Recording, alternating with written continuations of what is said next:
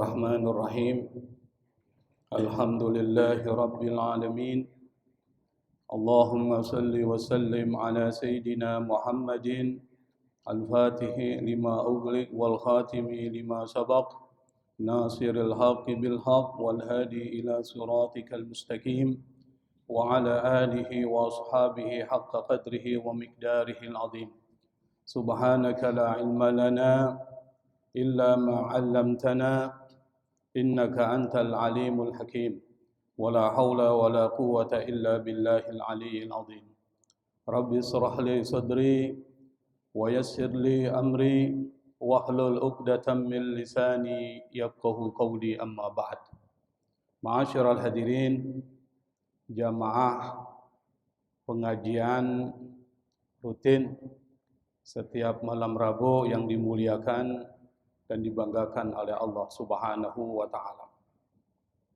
Alhamdulillah, tak henti-hentinya puji dan syukur kita panjatkan kepada Allah Subhanahu wa taala yang telah memberikan anugerah kepada kita hingga dengan izin dan karunia-Nya kita bisa berkumpul di satu majlis yang sangat dicintai oleh Rasulullah sallallahu alaihi wasallam di tempat yang dimuliakan oleh Allah Subhanahu wa taala.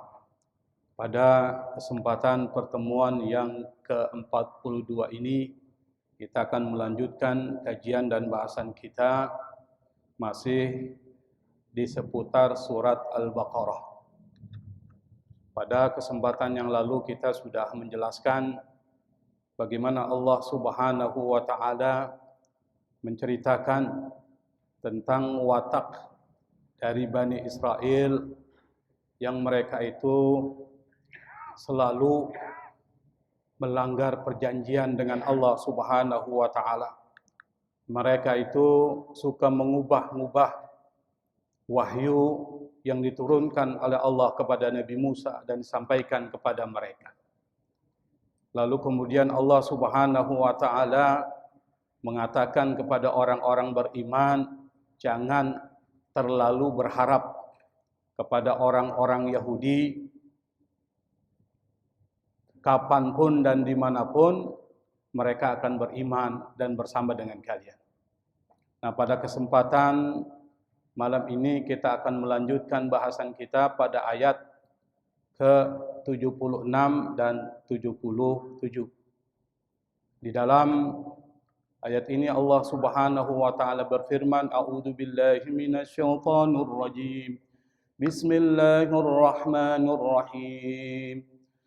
Wa idza laqul ladzina amanu qalu amanna وَإِذَا خَلَا بَعْضُهُمْ إِلَى بَعْضٍ قَالُوا أَتُحَدِّثُونَهُمْ بِمَا فَتَحَ اللَّهُ عَلَيْكُمْ لِيُحَاجُّوكُمْ بِهِ عِندَ رَبِّكُمْ أَفَلَا تَعْقِلُونَ أَوَلَا يَعْلَمُونَ أَنَّ اللَّهَ يَعْلَمُ مَا يُسِرُّونَ وَمَا يُعْلِنُونَ. Shadaqallahul adzim. Ayat ini seperti dikatakan oleh Syekh Ali As-Sabuni, wa idza laqul ladzina amanu qalu amanna, ay wa idza ra'au ashaban nabiyyi wajtama'u ma'ahum qalu lahum nahnu nusaddiqu bi anna rasulakum haqqun wa annahu al-mubashsharu bihi 'indana fit Taurat. Kata Syekh Ali As-Sabuni ketika beliau menafsirkan ayat ini, wa idza laqul ladzina amanu qalu amanna, wa idza apabila laku mereka bertemu, laqa, maka kemudian laqiya, kemudian muncul kata liqa. Liqa itu artinya pertemuan. Apabila mereka bertemu siapa? Alladzina amanu, orang-orang beriman, qalu, mereka berkata amanna.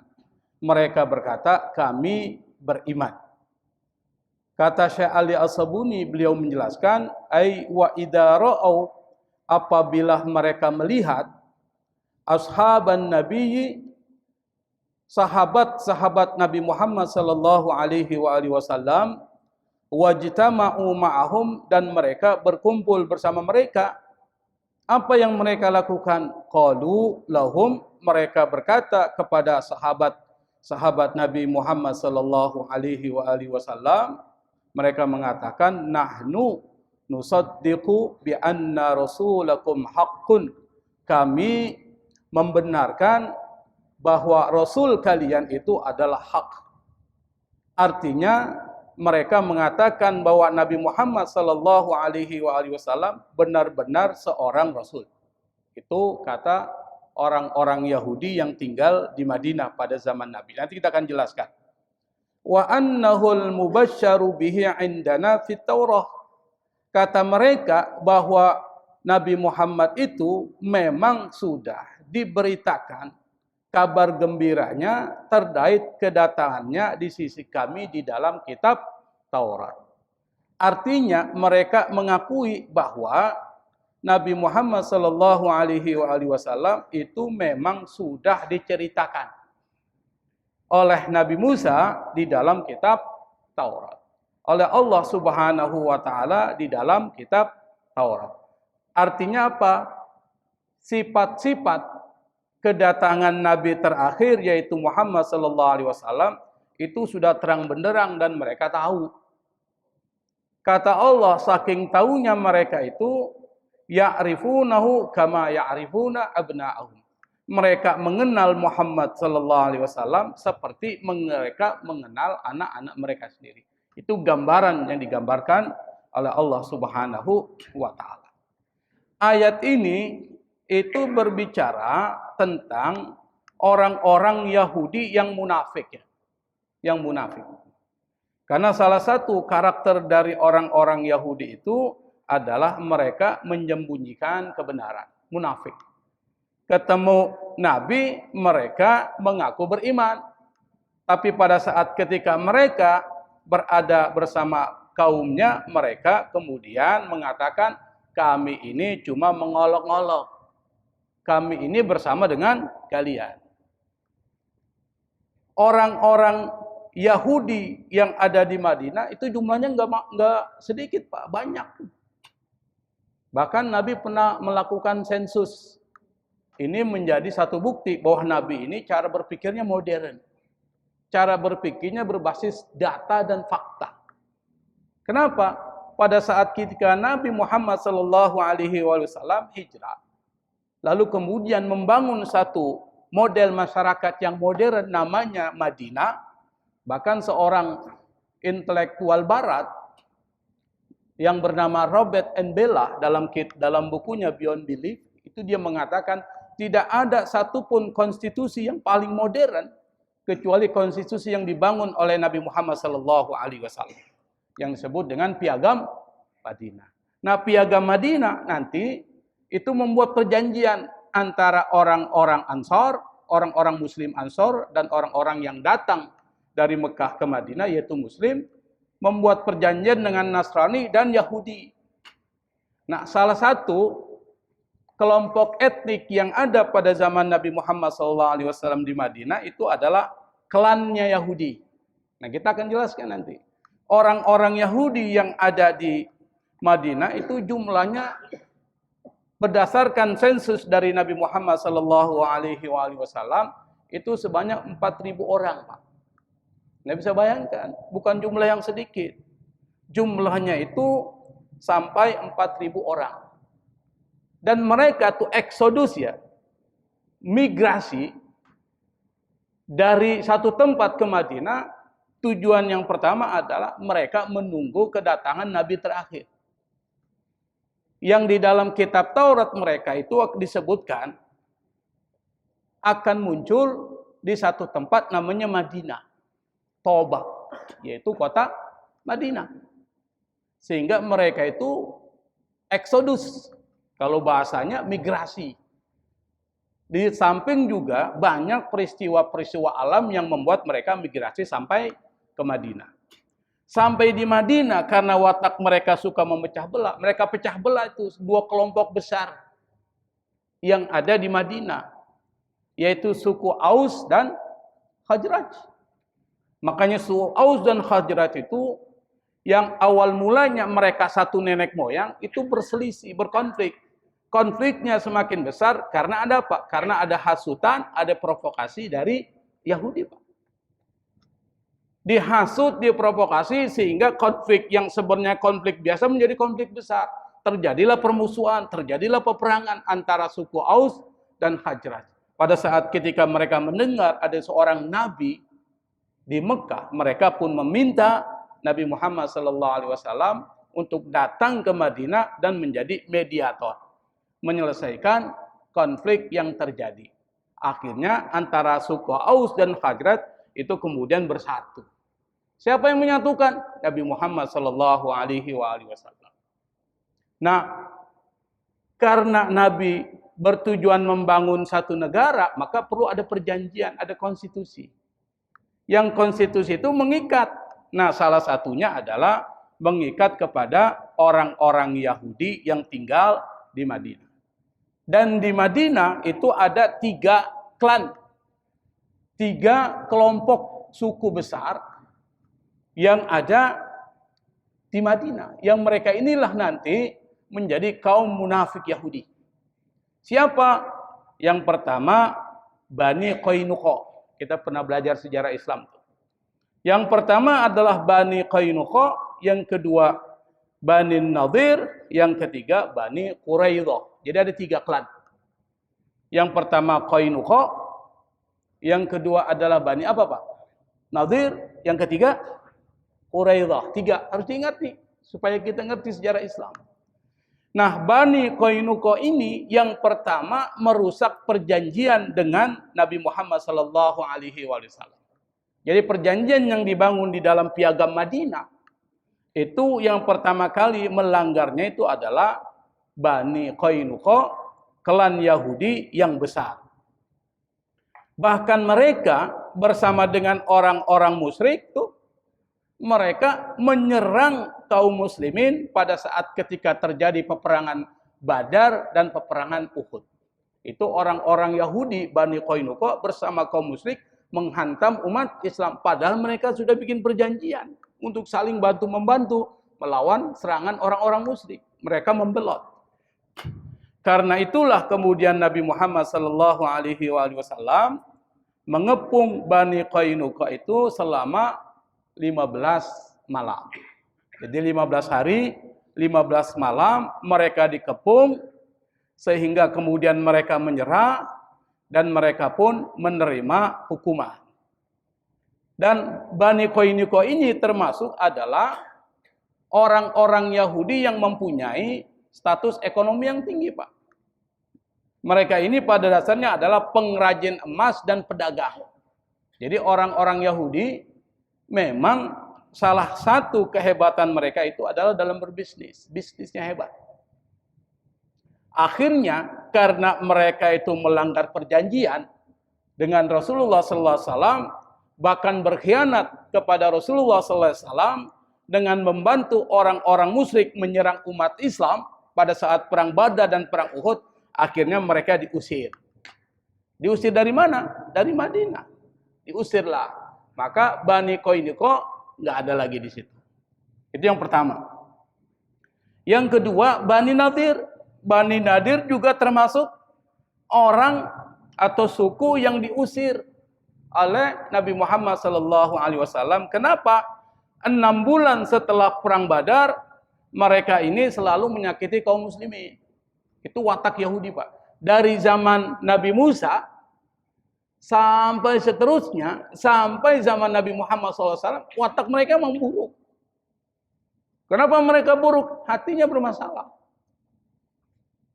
Akhirnya mereka pun Bani Nadir itu diusir. Dan itu direkam di dalam surat Al-Hasyr.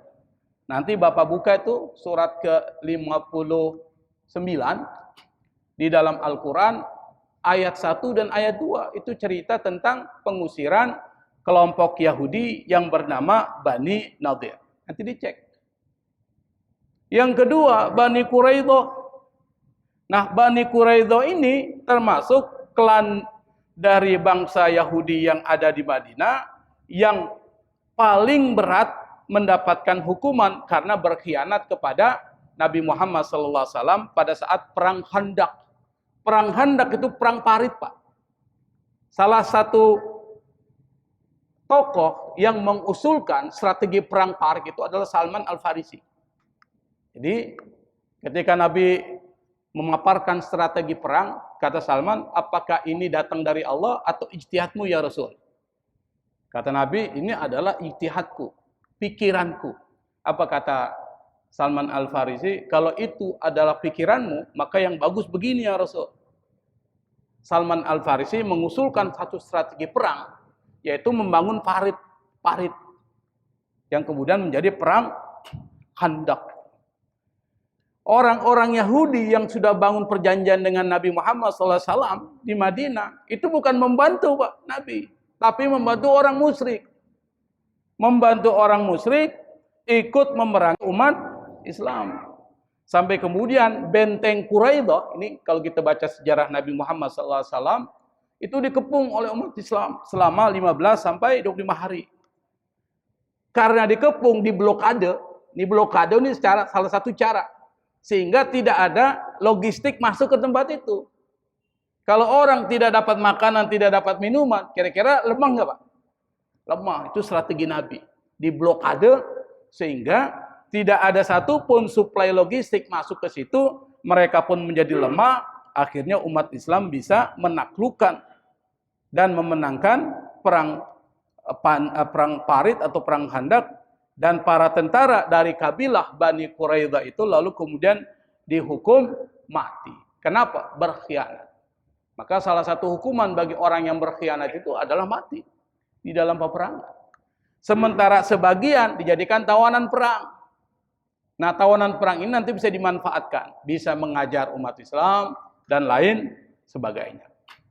Ini konteks di mana ayat Al-Quran ayat ke-76 ini diturunkan oleh Allah Subhanahu wa Ta'ala. Kata Allah di dalam ayat tersebut, wa idza khala ba'duhum ila ba'din, apabila khala dalam bahasa Arab artinya pergi atau menyendiri. Kalau orang misalnya menyendiri berdua, itu namanya khalwat. Kata khalwat itu diambil dari khala. Tempat menyendiri itu disebut WC itu. Maka WC dalam bahasa Arab disebut dengan baitul khala. Tempat di mana dia menyendiri. Kira-kira kalau orang buang air besar bersama-sama atau menyendiri, Pak? Sama-sama atau menyendiri? Kalau sama-sama dikali itu, berbaris itu. Kan malu itu. Jadi menyendiri. Nah, disebut dengan baitul khala. Dari kata khala. Wa idza khala ba'duhum ila ba'din, apabila sebagian orang-orang Yahudi yang munafik itu mereka menyendiri dengan sebagian yang lain, artinya mereka berbincang secara rahasia. Apa mereka mengatakan? Qalu atuhadditsunahum bima fatahallahu alaikum. Mereka berkata kepada diri mereka sendiri, teman-teman mereka sendiri, atuhadditsunahum, apakah kalian mengajak mereka berbicara bima fatahallahu alaikum, dengan sesuatu yang Allah telah buka untuk kalian. Apa maksudnya? Kata Syekh Ali As-Sabuni, ai wa idza tala ba'duhum bi ba'din wanfaradu 'anil mu'minin, apabila mereka berkumpul sebagian mereka dengan sebagian yang lain kelompoknya, wanfaradu 'anil mu'minin, mereka berpisah dari orang-orang beriman, qala ru'asa'uhum wa ahbaruhum al-ghariquna fid dhalala, berkata para pemimpin mereka dan pendeta-pendeta mereka yang mereka tenggelam di dalam kesesatan. Apa perkataan mereka?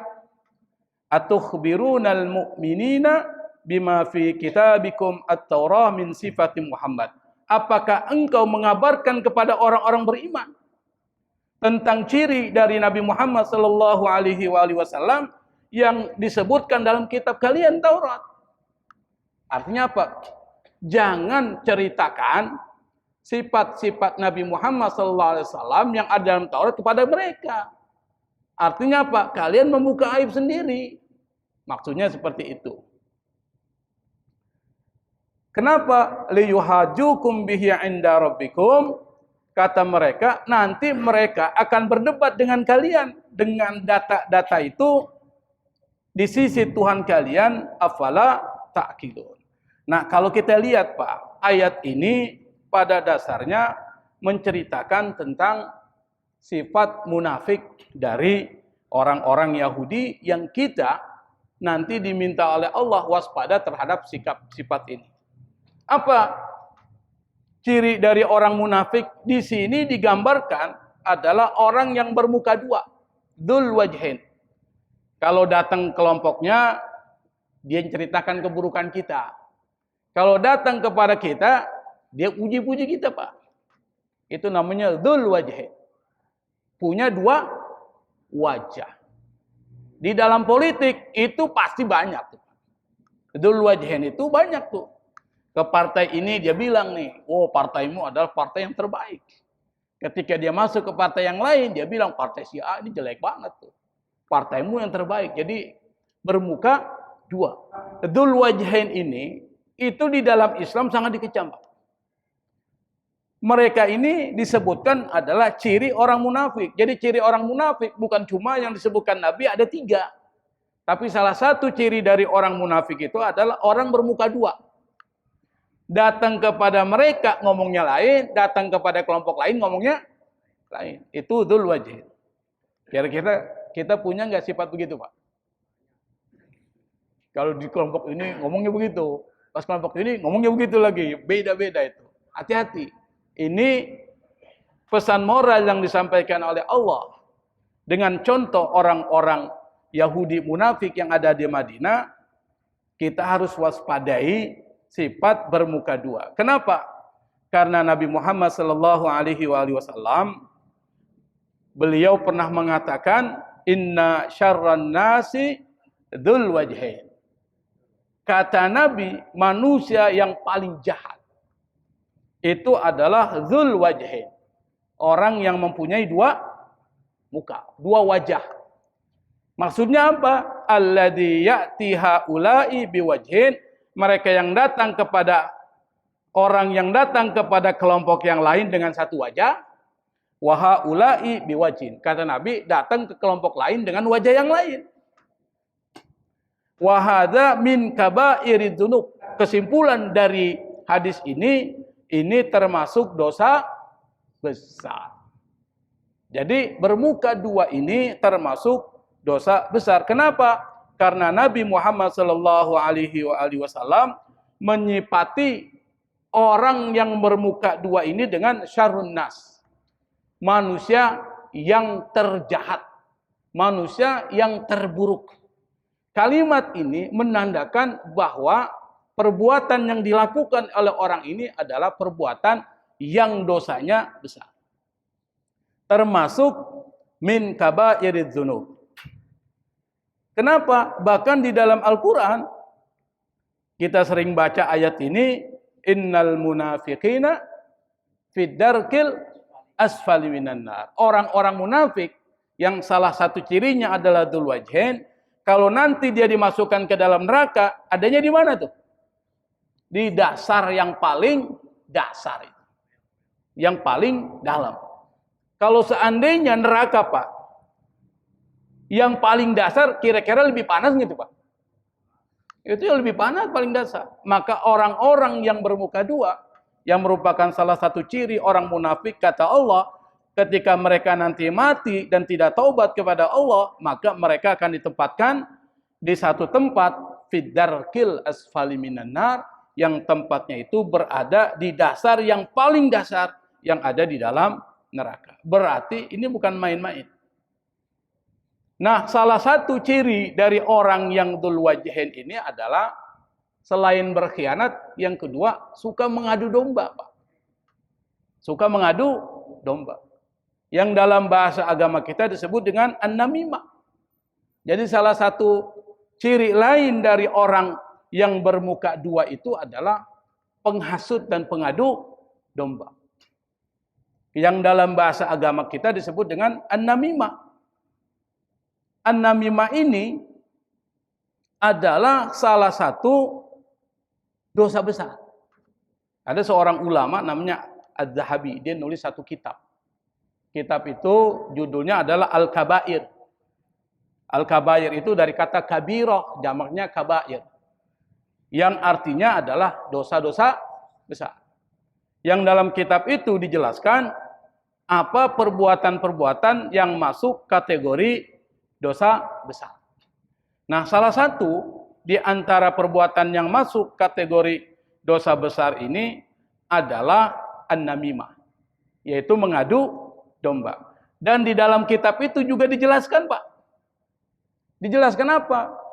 Dijelaskan tentang cerita, kisah, tentang bagaimana orang yang punya sifat pengadu domba itu bisa menciptakan permusuhan dan persoalan di dalam masyarakat. Itu diceritakan. Dan konflik-konflik yang terjadi di Indonesia, kenapa bisa lama dan efeknya bisa besar? Karena ada hasutan, ada provokasi. Provokasi itu namanya adu domba. Diprovokasi itu. Kelompok A dengan kelompok B, diadu domba. Salah satu strategi supaya Indonesia hancur oleh Belanda, strateginya apa, Pak? Hah? Divide and empire tuh. Apa tuh divide? Divide itu pecah belah. And empire, kemudian kuasai. Maka diadu domba tuh umat Islam tuh. Nah, sekarang untuk membuat umat Islam lemah, adu domba itu. Apa yang adu domba? Sunni dan Syiah.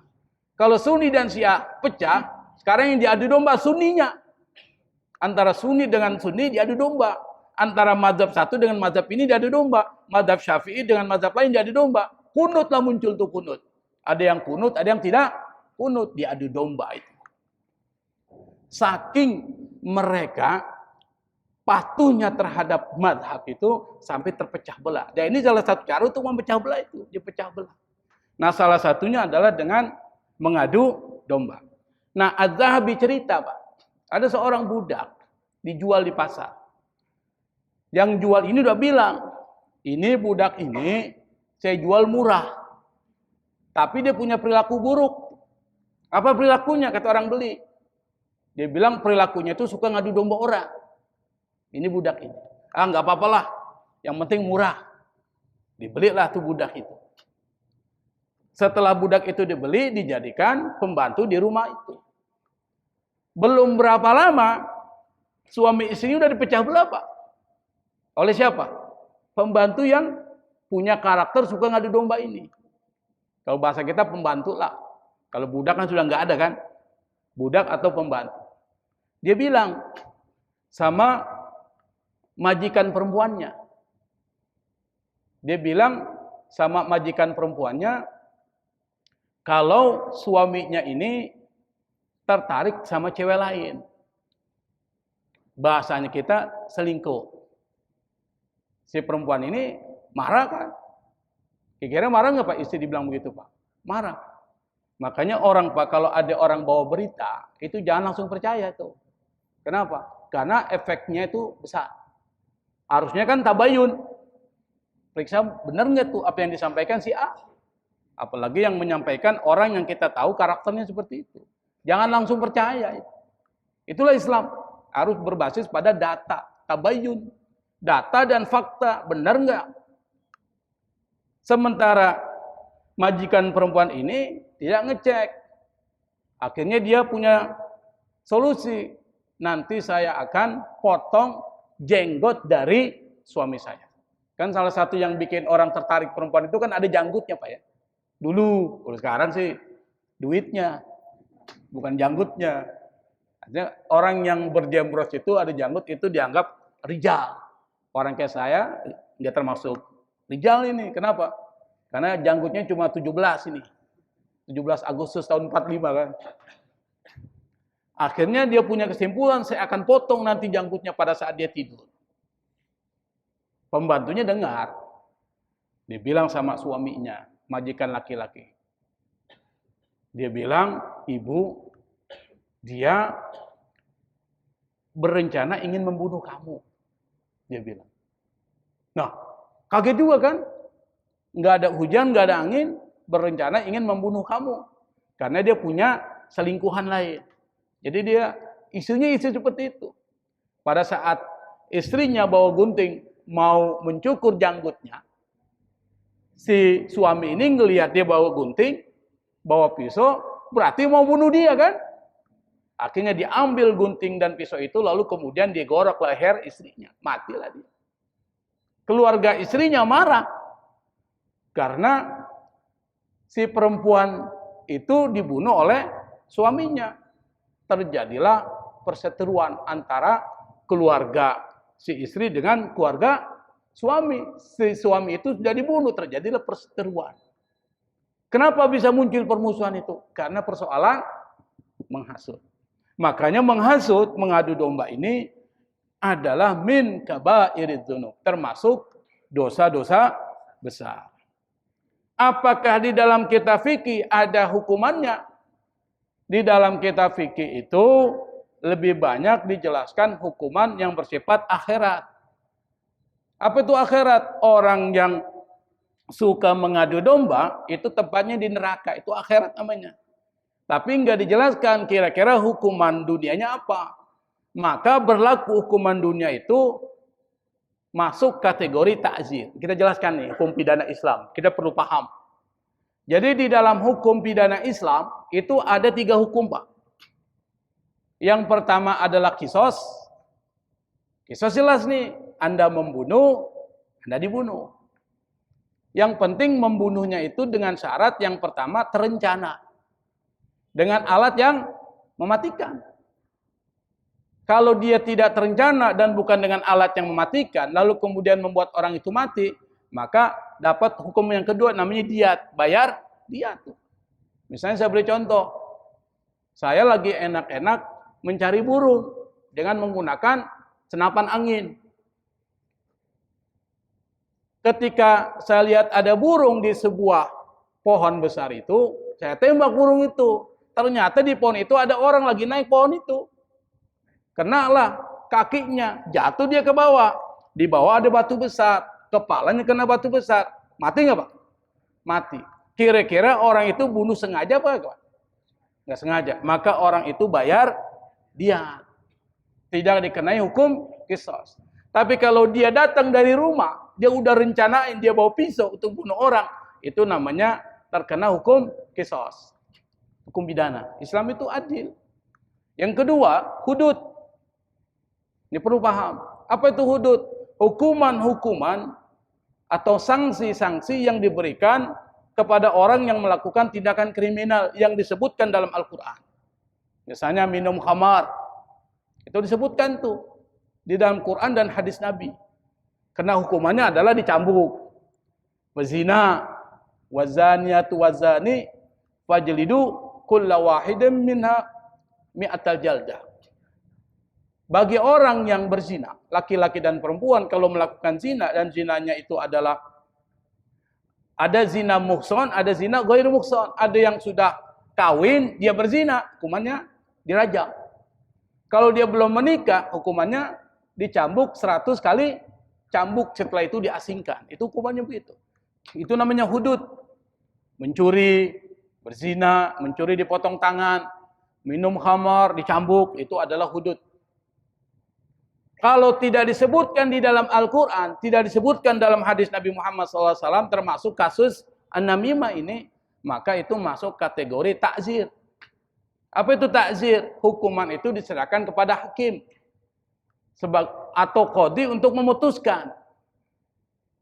Maka putusan hukumannya bisa penjara, bisa yang lain. Bisa penjara, bisa denda. Itu namanya takzir, diserahkan kepada hakim. Kalau di kita kan ada peradilan pidana, ada peradilan perdata tuh. Kalau kita belajar hukum. Tetapi di sini maksudnya seorang hakim bisa menentukan. Ini mengadu domba, tindakan kriminal, menghasut sampai terjadilah persoalan-persoalan tidak diinginkan. Maka orang ini bersalah, maka diberikan hukuman takzir. Nah, takzir ini yang diputuskan oleh seorang hakim dengan pertimbangan hukum, kemudian di negara-negara lain termasuk Indonesia masuk kategori hukum pidana, masuk di kitab undang-undang hukum pidana. Apa disebut dengan KU kasih uang habis perkara. Itu disingkat oleh kita. Memang begitu peradilan kita, kasih uang habis perkara. Nah, di dalam KUHP disebutkan itu, Pak. Ini ta'zir, Pak. Tapi karena udah jadi undang-undang, mana mengikat. Kalau Bapak nanti buka KUHP ya, kita agak sedikit melebar supaya paham, ini penting. Ada kitab terkait dengan hukum pidana atau KUHP, nanti buka pasal 160. Di situ disebutkan, saya bacakan nih, barang siapa di muka umum dengan lisan atau tulisan menghasut, itu sama dengan mengadu domba itu, supaya melakukan perbuatan pidana, melakukan kekerasan terhadap penguasa umum atau tidak menuruti baik ketentuan undang-undang maupun perintah jabatan yang diberikan berdasar ketentuan undang-undang, maka diancam dengan pidana penjara paling lama 6 tahun. Itu namanya ta'zir. Karena nggak disebutkan dalam Quran dan hadis, tapi diserahkan kepada pemerintah untuk memberikan hukuman. Namanya ta'zir. Maka Anda kalau menghasut orang lain untuk melakukan satu tindakan pidana, kekerasan, membakar dan lain sebagainya, itu kena hukuman berapa tahun, Pak? 6 tahun penjara. Ditambah lagi dengan denda. Dendanya itu saya yakin Bapak mampu membayarnya. 4.500 rupiah. Mampu nggak, Pak? 4.500 rupiah. Karena ini undang-undang masih warisan kolonial. Kalau sekarang ya bisa masuk kategori puluhan juta. Nah, dari sini kita bisa simpulkan bahwa salah satu karakter dari orang-orang munafik Yahudi itu dzul wajhain, yang salah satunya adalah suka menghasut orang lain untuk menyebarkan permusuhan. Itu orang-orang Yahudi. Nah, kita lanjutkan sedikit lagi. Afala ta'qilun. Di sini Allah menggunakan kata ta'qilun, pakai akal. Artinya apa? Akal itu menjadi penting di dalam syariat kita. Karena saking pentingnya akal, maka akal menjadi sumber hukum. Saking pentingnya akal, maka seseorang bisa terkena persoalan melaksanakan hukum Islam itu standarnya adalah akal. Apa? Balik. Apa itu balik? Balik itu adalah orang yang akalnya sudah matang. Kalau orang yang akalnya terganggu, wajib nggak melaksanakan sholat? Siapa tuh orang yang akalnya terganggu? Orang gila, nggak wajib, Pak. Kalau dia mencuri, dipotong tangan nggak dia? Tidak, karena nggak kena hukum. Kalau dia membunuh orang, dihukum nggak dia? Enggak. Itu orang yang akalnya terganggu. Yang kedua, akalnya kurang. Dia punya akal, tapi akalnya kurang. Siapa itu, Pak? Siapa? Dia punya akal, tapi akalnya kurang. Dia yang terkena beban hukum tuh.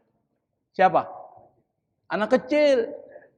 Anak kecil yang belum balik, itu belum mukallaf. Kalau dia tidak sholat, dosa nggak dia? Enggak. Tetapi kita, orang tua itu, diperintahkan Nabi untuk mengajarkan mereka sholat di usia 7 tahun. Kalau dia nggak sholat, di usia 9 tahun, fadribuhu, untuk memukul, tapi mukulnya bukan mukul di kepala, tapi mukulnya di pantat. Atau di tempat-tempat yang tidak menyakitkan, untuk takdib. Supaya mereka bisa menjalankan dan membiasakan sholat itu. Kita lanjutkan. Awala ya'lamuna annallaha ya'lamu ma yusirruna wa ma yu'linun.